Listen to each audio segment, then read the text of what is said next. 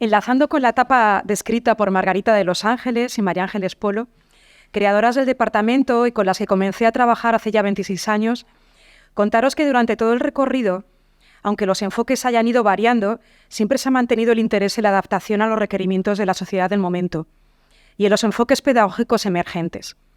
Y en una continua reflexión, evaluando cada acción, poniendo el foco en lo mejorable, antes y ahora para aprovechar la oportunidad que ofrece la institución museo de experimentar, tanto con la elección de colectivos y públicos con los que relacionarse, como con las metodologías y con los formatos que enmarcan las actividades. Podríamos ver una continuidad en las funciones del departamento, que van, sin embargo, implicando progresivamente más acciones según aparecen nuevos proyectos y colaboraciones, acciones que siempre tienen plazos temporales que han de cumplirse. Estas 4 funciones son una manera artificiosa de dividir campos de trabajo que se entrelazan cada vez más, dado que la programación educativa, que aparece en primer lugar, la entendemos como la creación de situaciones de aprendizaje que se pueden disfrutar a lo largo de la vida y no solo en la etapa escolar, y que se produce en actividades del programa educativo, pero también durante la programación cultural. Y la inclusión social, a la que aludimos en el esquema, en segundo lugar, está más arraigada en una institución cuanto más invisible es. Es decir, cuando logramos que las personas con diversas capacidades convivan en actividades comunes, accesibles a todos, y formen parte incluso de la creación de las mismas. Por otro lado, la experiencia del visitante, a la que se refiere la última función, se enriquece cuando atiende también a las necesidades específicas de cada uno, ofreciendo apoyos adaptados que trabajamos para ser más inclusivos. Como veis, se entrelazan y se tocan continuamente. Si vamos por orden, en relación al programa educativo, desde el museo se realiza su diseño, la creación de contenidos y coordinación y gestión. Hemos estructurado las actividades educativas para todas las edades en un único programa denominado Germinal, en el que se engloba Emociones Cultura, destinado a todos los ciclos de educación formal con un total de 12 temas, varios temas opcionales para cada etapa escolar. Aún Aprendo para público adulto agrupado, con un total de 6 temas, destinado a asociaciones, AMPAs, educación de adultos, o Heterogéneas, que busca a través de lecturas transversales a la colección o las exposiciones temporales dar más argumentos de visita a los más asiduos. Visitas temáticas que cambian con cada programación mensual, dedicadas al teatro, a la salud, a los derechos humanos, a la sexualidad. Se incluye también en Germinal Conexiones, la enseñanza de modalidad virtual surgida a partir de las restricciones pandémicas, donde a través de directos en las salas con nuestras educadoras de la empresa Museando, las educadoras gerentes Mónica Crespo, Lucía Gúndez y la educadora artista Elisa Rodríguez, a través de esos directos en las salas, se logró mantener la cercanía con la comunidad escolar habitual y también permitió llegar a lugares que presentan especial dificultad de visita, como la escuela más pequeña de España, en Torrecilla de la Orden, y de allí a la Universidad Autónoma de México o la de Queens de Nueva York, facilitando también la participación en el proyecto Mirar, que buscaba la motivación creativa de personas con discapacidad intelectual a través de experiencias con creadores e instituciones relacionadas con el arte, y que pudo realizarse a pesar de la vulnerabilidad del colectivo durante la pandemia con conexiones en línea. Por otro lado, desde el departamento se diseñan recursos educativos para familias y también espacios educativos, espacios que presenten opciones de participación e interactividad a los visitantes de exposiciones temporales, como fue el Sueño de la Línea, a propósito de la exposición temporal Fuegos Góticos, o Espacio Tangram para la exposición Non Finito. Esta foto de una participante creativa del proyecto Mirar nos sirve para introducir otra de las funciones varias de trabajo, la inclusión social, que recorre actividades hechas a la carta para colectivos con necesidades específicas, ya sean recorridos para personas con discapacidad motora, itinerarios táctiles para visitantes con discapacidad visual o materiales específicos o talleres de arteterapia para grupos que presentan discapacidad intelectual. Además de proyectos de medio plazo en colaboración con entidades de ayuda de grupos en riesgo de exclusión social. Recientemente, el Alto Comisionado contra la Pobreza Infantil ha visto en los museos una herramienta de integración e impulsará proyectos que hagan romper el círculo de la exclusión cultural de niños en situación de pobreza. Desde hace años, la colaboración con los centros de acción social de la ciudad ha sido constante en el museo. Pero en el futuro, en el próximo curso, pretendemos crear un proyecto de largo plazo en el que estos niños que están en barrios muy cercanos, como el barrio de La Rondilla, puedan romper ese círculo cultural y que eso tenga su repercusión en su entorno. En cuanto al campo de la acción, de gestión y diseño de programación cultural, se busca que cada una, ya sea mensual o estacional, gire en torno a un tema transversal, como la programación del verano anterior, Elemental, que diseñamos mi compañero Humberto Blanco y yo, que aludía a las cualidades materiales de las obras de arte, o bien desarrolle los conceptos de una exposición que se celebre de forma simultánea o acompañe un acontecimiento, un lema del ICON, el Día de la Mujer o el del Orgullo. Sobre la atención del visitante, decir que se procura que su experiencia en el museo sea lo más gratificante posible, lo que incluye la gestión de las reservas, junto con Carmen Muñoz y Luis Pedro Pedrero y Laura Roldán, los estudios de público, el control de los elementos de apoyo a la visita, como los elementos de infoaccesibilidad o los materiales de lectura fácil, y la atención a las quejas y sugerencias, entre otros. Y atendiendo al modelo de museo que expresábamos en el título, al museo facilitador, entendemos que es aquel que coadyuva a la consecución de los objetivos del museo, pero que además ayuda a que se cumplan los objetivos sociales de otras instituciones colaboradoras. No necesariamente solo a partir de la iniciativa del propio museo, no solo a través de propuestas que parten del museo, sino incluirse en la de otras organizaciones sociales que invitan a entrar en proyectos con distinto grado de participación, pasando de ser un museo productor a un museo más facilitador, de unos proyectos de carácter más unidireccional a otros de carácter más colaborativo y desjerarquizado. He elegido para ilustrar ese deseo de apertura un proyecto que ha visto su prolongación a lo largo del tiempo y que tenía su visibilidad con la presentación cada 2 años de una nueva edición. Calle Museo es un proyecto que se prepara a lo largo de muchos meses, al que le hemos puesto siempre gran empeño y que se gestó en un momento en el que el equipo del departamento tenía una estructura consolidada y con 3 personas a tiempo completo que no ahorraban esfuerzos. Calle Museo tenía su puesta de largo durante toda una semana en la que se ofrecían actividades abiertas a los ciudadanos en la calle peatonal donde se ubica el museo, procurando dar visibilidad a todos los actores. En estas actividades se vinculaba la práctica artística actual con la colección, danza, fotografía, instalaciones, conciertos colaborativos, juegos de construcción. Cada edición ha experimentado diversas fórmulas de participación social de la ciudadanía y ha implementado criterios de accesibilidad y sostenibilidad. Sostenibilidad económica en los materiales utilizados, social en el número de participantes que usaban la calle, con unos objetivos que eran de intervenir de forma puntual en el entorno peatonal del museo, generar en ese entorno un espacio donde cualquier persona pueda relacionarse, presentar al museo como agente de este cambio y dar mayor visibilidad a los programas sociales y culturales que se desarrollan dentro de sus muros. Los destinatarios del proyecto los podéis ver en la foto. Hay niños, mayores, visitantes, no visitantes, en realidad todos, los transeúntes, y los actores, el museo, el estudio de arquitectura muda y toda una serie de agentes culturales y sociales que se han ido sumando. Cruz Roja, Plataforma Prediz, Fundación Intras,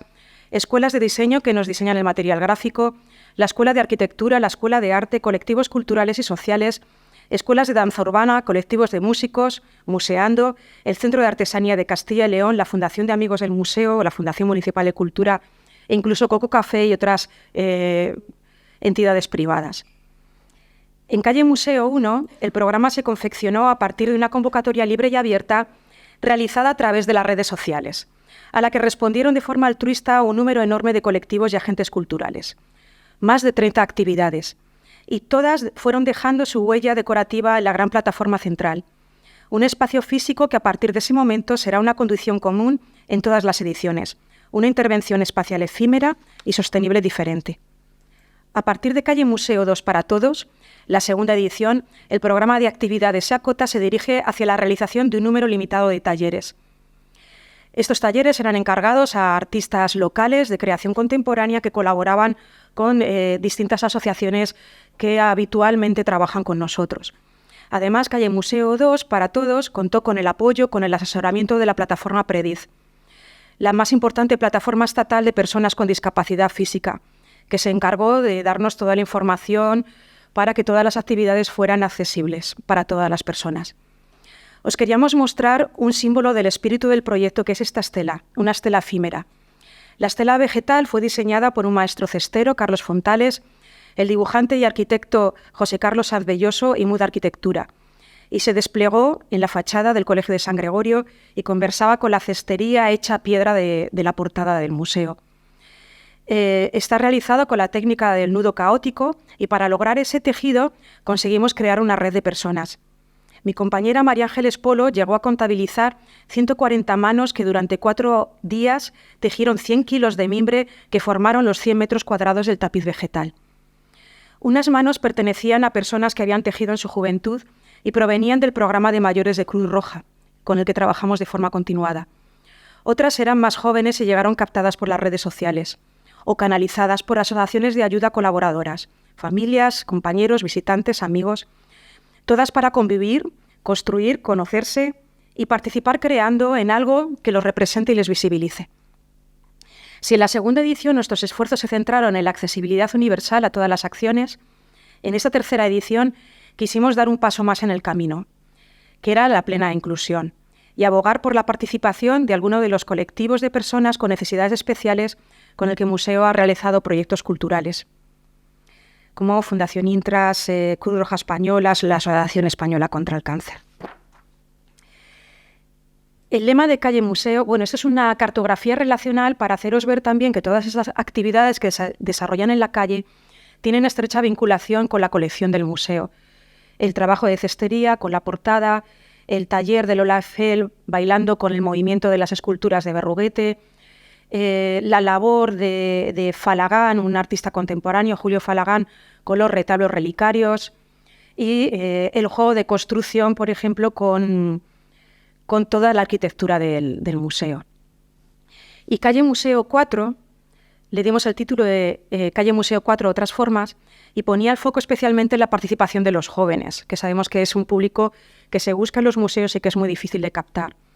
Y trató de explorar los ámbitos de confluencia de la creación contemporánea,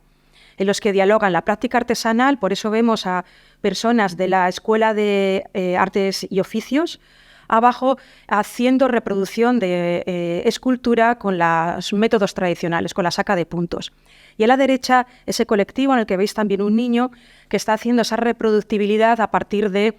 impresoras 3D. Uno de los valores de esta edición para nosotros no fue el número de personas que asistió a las actividades, que fue muy grande, que además acudieron jóvenes. La clave para que acudieran esos jóvenes no solamente era la calidad de las propuestas. Otros compañeros de museos estatales se unieron a la celebración de Museo Joven con unas propuestas muy buenas, muy increíbles, utilizando los lenguajes que utiliza la juventud y distintas opciones de creación, pero no tuvieron esa respuesta. La clave fue que esos jóvenes formaron parte de la organización y del desarrollo de las actividades, de tal manera que funcionaron como prescriptores ellos mismos y atrajeron a sus seguidores. Como os iba diciendo, no solamente fue la asistencia del público, que fue muy amplia, sino además el número de personas que conformaba esa creación y todos los colectivos implicados. En común, las 4 ediciones contenían procesos de colaboración que abogaban por la cocreación, términos que ahora están muy de moda, la horizontalidad y el consenso. Otro caso que hemos seleccionado de evolución y de recorrido de etapas con diferentes fórmulas de participación es el programa de salud mental. Aquí en esta imagen veis 4 etapas que se han ido sucediendo y una fotografía muy bella realizada por Paz Pastor, otra compañera del museo,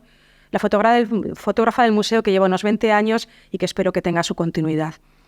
El Museo Nacional de Escultura, motivado desde la Secretaría de Estado de Cultura, se sumó en el año 2014 al Plan Museos Más Sociales, eligiendo la línea estratégica Contribución a la Cohesión Social,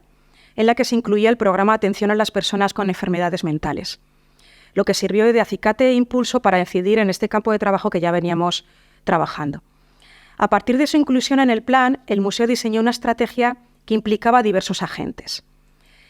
Todo con el objetivo de mejorar la calidad de vida de las personas con salud mental, luchar contra el estigma social y aún más con el propio autoestigma que ellos poseen. Se estableció relación con los 2 hospitales públicos de la ciudad, con su unidad de rehabilitación psicosocial y también, además, con otras instituciones públicas y privadas, como fue la Asociación La Revolución Delirante, una agrupación de profesionales de la salud mental que pretende y que defiende una psiquiatría no medicalizada. y que además, gracias a ello, contribuíamos a hacer ver en la sociedad una imagen fuera de estereotipos de estas personas que sufren la enfermedad mental. En esta primera etapa, el trabajo se inició con talleres de arteterapia diseñados con la revisión de los psiquiatras de la unidad de rehabilitación. En una segunda etapa se reflexionó cómo se podría hacer un mayor seguimiento de los resultados y beneficios de las actividades y se decidió poner el foco en proyectos a medio plazo, con un contacto más continuado y estrecho. A través de una jornada social en el museo entablamos contacto con la Fundación Intras, una organización que persigue la inclusión de las personas con enfermedad mental dentro de la comunidad, y en ella sus profesionales, desde los coordinadores, la psicóloga que hizo el seguimiento, el equipo de comunicación de la propia fundación que documentó el proceso y realizó toda una campaña de difusión, se implicaron con entusiasmo e ilusión. El proyecto en el que nos iniciamos como colaboradores fue el Arte como Vínculo, en el que un grupo reducido de 4 personas acudía cada semana, cada viernes, a descubrir las obras junto a nosotras. Presenciar metodologías y recursos educativos para, como colofón, al final, diseñar una actividad educativa destinada a colectivos que ellos mismos eligieran. De manera que se pasó, con este proyecto a medio plazo, de un contenido unidireccional, aunque avalado por profesionales, a un proceso y unos contenidos consensuados por los propios usuarios de la actividad. De la revisión previa por los psiquiatras al seguimiento continuado por parte del equipo terapéutico y el equipo de comunicación. El resultado de esta actividad fue la consecución de los objetivos marcados por los terapeutas para cada una de las 4 personas. Y nosotros desde el museo nos hicieron ver cada viernes las obras como por primera vez. Pero además conocimos la existencia del certamen Mission Portable del ICOM, en el que el requerimiento era presentar un vídeo amateur grabado con móvil, que versara sobre un proyecto social. El vídeo, elaborado por los participantes, mereció un premio en el concurso, y uno de ellos, que nunca había salido de su Zaratán natal, se vio en París recogiendo un premio internacional por su labor en el museo. En esta etapa, las alianzas con la Fundación cubrieron otras facetas, como fue el de la inserción laboral. Desde entonces, los catering de las inauguraciones y otros eventos que organiza el museo corren a cargo de Catering Zeta-Jones, una empresa social dentro de esta organización que inserta personas con enfermedad mental. La tercera etapa, como veis, se entremezclan nuestros proyectos, fue el paso de la accesibilidad a la inclusión, palpable en las últimas ediciones de Calle Museo, en las que usuarios y técnicos de la Fundación Intras se implicaron en la organización del mismo. Proporcionaron medios, instalaciones como sus cocinas, recursos humanos. Usuarios y terapeutas colaboraron con arquitectos y artistas durante meses, diseñando talleres destinados al público de la ciudad y que ellos mismos dirigían. Personas con enfermedad mental enseñando, que es algo tan ejemplar, a todo público en el lugar más público. Así se sentían suficientes, así se sentían confiables. La cuarta etapa podría denominarse de continuidad y autocuestionamiento. Durante el confinamiento y la difícil descomprensión del desconfinamiento, resultaba más difícil mantener proyectos a medio plazo. Y se ha aprovechado desde entonces a evaluar metodologías para convertirse en una herramienta rehabilitadora de rigor. En concreto, se lanzó el programa denominado Arte y Transformación, con una metodología que se plantea abierta, adaptativa, dialógica y centrada en los participantes. Hace unos meses hemos retomado el contacto con Fundación Intras y cuando sea un momento más propicio, se pretende dar continuidad e iniciar un nuevo proyecto colaborativo de medio plazo que ya estamos esbozando. Todo con el objetivo de promover una sociedad en que en compañía preservemos nuestra salud mental, la física y la social. Y para abrirse a su entorno, los museos pueden permitirse la experimentación, el ensayo de fórmulas, de formatos, de metodologías, y con todo ello ser un servicio al público, o más gratificante, un servicio con el público, constituido por ciudadanos que habitualmente segmentamos para mejor atender sus necesidades. Pero además de segmentarlos, también podemos hacerlos confluir y conocerse. Podemos jugar con todos esos elementos y sin olvidar el patrimonio. Un patrimonio no cerrado, un patrimonio que se enriquece con la aportación de la visión de todos, de las conexiones que cada grupo o que cada individuo establece. La apuesta dentro del programa es no solo fidelizar al público que acude a museos, que no es más que 2 personas de cada 10, y además con un tanto por ciento muy elevado con niveles de instrucción educativa superior, sino lograr la atención del máximo abanico de personas y colectivos en toda su diversidad. Para ello estamos replanteando horarios en los que programamos las actividades, proponiendo formatos nuevos y diseñando acciones sin la habitual segmentación de públicos basada en edades que realizan habitualmente los museos, sino apelando a los intereses y aficiones comunes que pueden unir a personas con edades dispares y experiencias vitales muy distintas.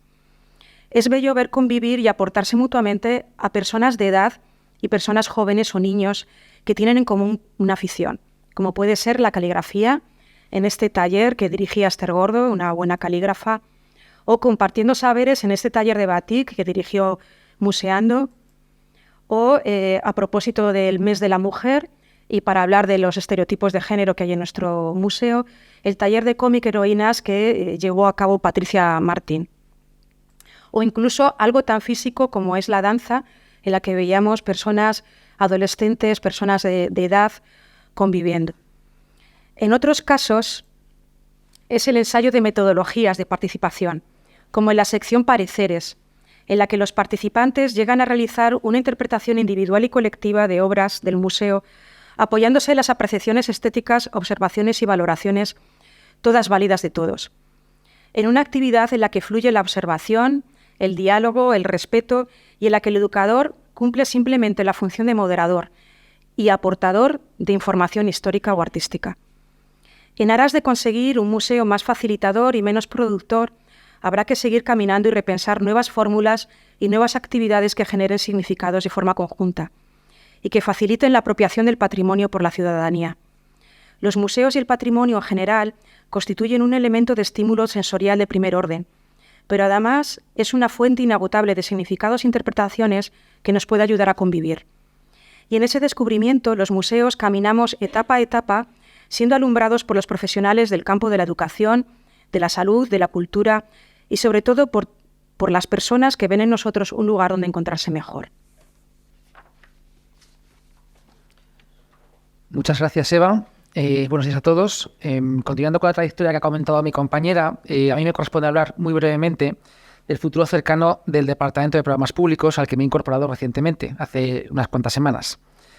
Un futuro que parte de todo lo hecho hasta ahora y que pasa necesariamente por algunos de los proyectos incluidos dentro del citado Plan Estratégico 2023-2026 que ha comentado antes el director Alejandro y que vamos a esbozar de forma más somera a continuación. Como recepto de nuestra charla, desde el departamento vamos a reforzar el papel del museo de esa doble vertiente. Por un lado, para atender y acoger a un público cada vez más diverso y por otro, para el objetivo de rebasar los límites físicos del propio museo.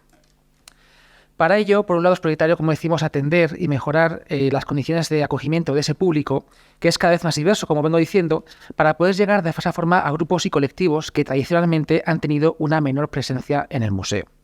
Es la idea que comentábamos al inicio de museo como facilitador, es decir, buscamos favorecer que nuestro museo llegue a ser considerado como una opción real, habitual y frecuente dentro de las posibilidades educativas y de ocio de la ciudadanía. Para ello se quiere prestar especial atención a dos colectivos, que los vemos aquí en pantalla, aquellos con necesidades especiales que puedan condicionar su acceso al museo, pero también que puedan condicionar ese disfrute y satisfacción de nuestras colecciones y actividades, y aquel que tenga una menor representación dentro del grupo de público, digamos, global que acude a nuestras instalaciones y acude a conocernos. Respecto al primero, el público con necesidades especiales, tenemos que actuar en diversos ámbitos. El primero de ellos, por ejemplo, sería en cuanto a la accesibilidad cognitiva para las personas con TEA, trastorno del espectro del autismo. Muy a menudo las personas con autismo tienen dificultades en el desarrollo del lenguaje y a veces la intención comunicativa, pero también al mismo tiempo son pensadores visuales, es decir, que procesan muy bien las imágenes. Por todo ello, los llamados SAC, los sistemas aumentativos y alternativos de comunicación, son uno de los mejores medios de comunicación con estas personas para desde ahí lograr estimular el lenguaje oral y, en todo caso, dotarles de esa manera de un sistema de comunicación inicial. Dentro de estos SAC tiene un papel destacado los pictogramas, que vemos por ejemplo aquí en pantalla, o el pictograma que representa la imagen de museo, entendidos como símbolos gráficos e imágenes con los que podemos representar algo concreto, permitiendo con ello crear historias que ayuden a la persona a comprender conceptos más complicados. Es por eso que, al igual que otros museos de nuestro país, el plan estratégico pretende incidir sobre la accesibilidad cognitiva, como hemos comentado anteriormente, mediante la creación de programas como el llamado Pictomuseo Nacional de Escultura. De esa forma, buscamos que los visitantes puedan acceder a las principales obras de nuestra colección mediante guías de lectura accesible, con pictogramas, elaboradas en colaboración estrecha, eso sí, con las organizaciones y colectivos especializados en esta materia.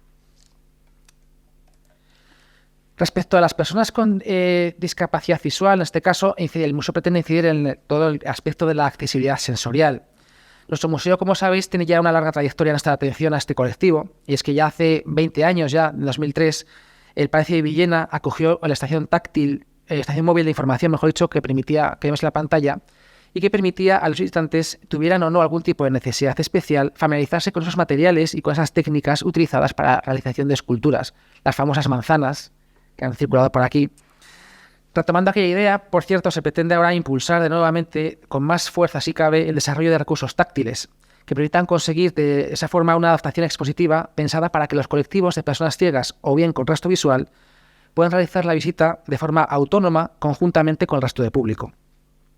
Esto es algo que se quiere implantar en la exposición permanente de forma progresiva, pero que ya se utiliza desde hace mucho tiempo en la visita concertada con distintos grupos, distintos colectivos, donde se sigue recurriendo a elementos táctiles de la maleta educativa, que vimos el otro día en la ponencia de nuestras compañeras, Marga y María Ángeles, y que ya se heredera de esa citada estación móvil de información, y que con frecuencia se ofrecen, además, visitas descriptivas para grupos determinados, como hizo el otro día, por ejemplo, mi compañera Eva, con un grupo de personas pertenecientes a la ONCE. En cuanto al colectivo con una menor presencia en el museo, se quiere prestar especial atención principalmente al público familiar o intergeneracional, tradicionalmente poco representado en los museos, a pesar de los esfuerzos que estamos llevando a cabo a nivel global para tratar de atraerlo. En la actualidad, como sabemos, las familias son un ámbito de actuación prioritario para nosotros como museo, pues en ellas se inicia los hábitos culturales que los individuos desarrollan a lo largo de toda su vida. De ahí que los museos diseñemos específicamente para este segmento de público propuestas didácticas que requieren de la participación e implicación conjunta de adultos y pequeños. El museo se convierte así, por tanto, en un espacio donde conviven diferentes generaciones en una misma actividad, produciéndose una importante interacción entre ellas. En este sentido, los museos, y el nuestro en particular, han desarrollado la política de familias en una doble dirección. Por un lado, como vemos aquí, por ejemplo, actividades presenciales para el público familiar. Y es que aquí el Museo Nacional de Escultura es donde más ha incidido en los últimos años, con iniciativas como Juntos Nada Más, que podemos ver en nuestra página web, o con talleres para familias que se programan periódicamente. Aquí tenemos, por ejemplo, el que tuvo lugar el pasado sábado, con las compañeras del Museando, que las tengo ahí al fondo, en el que vemos que primeramente las familias, iniciaban la visita y luego ya se quedaban los niños haciendo el recorrido con una actividad plástica al final. De esa forma se quiere profundizar, igual que se hace ahora de forma más intensa, en esta labor, ofreciendo más programas de mediación que respondan a sus necesidades y que favorezcan en última instancia el aprendizaje a lo largo de toda la vida. Muy relacionado con esto se vincula también la intención de crear un repositorio de materiales y guías para familias. Nuestra idea es que sean de libre descarga desde la página web del museo, que tengan un componente visual muy acentuado y que estén orientados a distintos segmentos de edad. Servirán, por tanto, para facilitar la visita autónoma de niños acompañados de adultos y favorecer su realización en sala. Pero también es previsible y nos gustaría realizar o diseñar materiales descargables que permitan realizar actividades en casa, ahora mismo por puro ocio, y algo que en su momento fue casi obligado a raíz del confinamiento. Por otro lado, el Museo Nacional de Escultura mira hacia afuera y busca rebasar esos límites físicos que comentábamos al inicio para contemplar nuevas fórmulas de participación con la sociedad, dando lugar con ello a otros, dando voz en este caso a otros colectivos para que puedan así intensificar su presencia y su relación con nuestra institución. Ello se puede conseguir, por ejemplo, convirtiendo a nuestro museo en un centro de investigación y documentación, que comentaba antes Alejandro, de los diferentes oficios artísticos y tradicionales que se vinculan a nuestro acervo, sobre todo relacionado con el mundo de la escultura. Todo ello con el objeto de favorecer ese legado creativo y preservar, en última instancia, nuestro patrimonio cultural inmaterial. Es por eso que el diseño de actividades educativas para impulsar y poner en valor estos oficios